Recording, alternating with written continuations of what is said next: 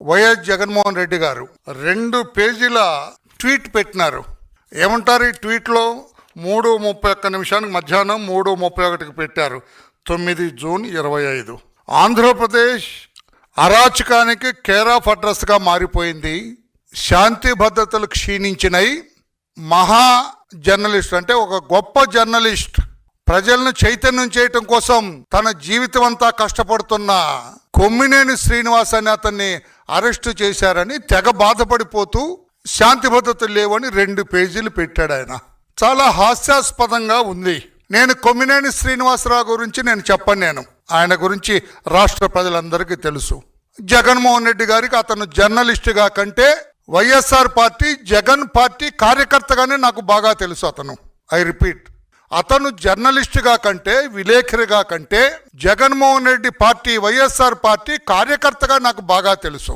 ఆయన జగన్మోహన్ రెడ్డి గారిని కాపాడటం కోసం ఆయన చేసిన తప్పులన్నింటినీ అడుగులకు మడుగులెత్తుకుంటూ వచ్చిన సంగతి కూడా రాష్ట్ర ప్రజలందరికీ తెలుసు. ఆ సాక్షి పీఠం మీద కూర్చొని మహిళల్ని అవమానపరిచాడు. ఇవన్నీ చేస్తూ అతని పాపాలన్నీ కూడా ఈరోజు పండినాయి. అతను చిక్కకూడని వ్యక్తుల చేతిలో చిక్కాడు ఇప్పుడు. అంటే అమరావతి మహిళలు త్యాగానికి మారుపేరు, పోరాటాలకు మారుపేరు, పట్టుదల, ఒక దీక్ష, దక్షతలు కలిగిన మహిళలకి పూర్తిగా దొరికిపోయాడు ఇతని తోటి విలేకరి. వాళ్ళిద్దరు కూడా ఒకటే. అతను కూడా పెద్ద విలేకరేం కాదు, అవతలవాడు కూడా. అతను కూడా జగన్ పార్టీలో సభ్యత్వం లేని సభ్యులు వీళ్ళు. ఆ పార్టీలో సభ్యత్వం లేని జగన్ అనుచరులు వేరు. వాళ్ళు మాట్లాడటం, దాని మీద రాష్ట్ర వ్యాప్తంగా మహిళలందరూ కూడా ఆందోళన చేయటం. ఈరోజు ఒక డిఫెన్స్లో పడిపోయినాడు జగన్మోహన్ రెడ్డి గారు.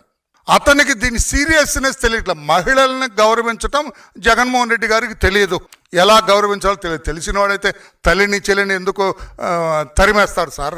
మహిళల్ని గౌరవించే తల్లినే గౌరవించలేని వాడు మహిళల్ని ఏం గౌరవిస్తాడు? సొంత తోడబుట్టిన చెల్లినే గౌరవించలేని వ్యక్తి మిగతా మహిళల్ని గౌరవిస్తాడు.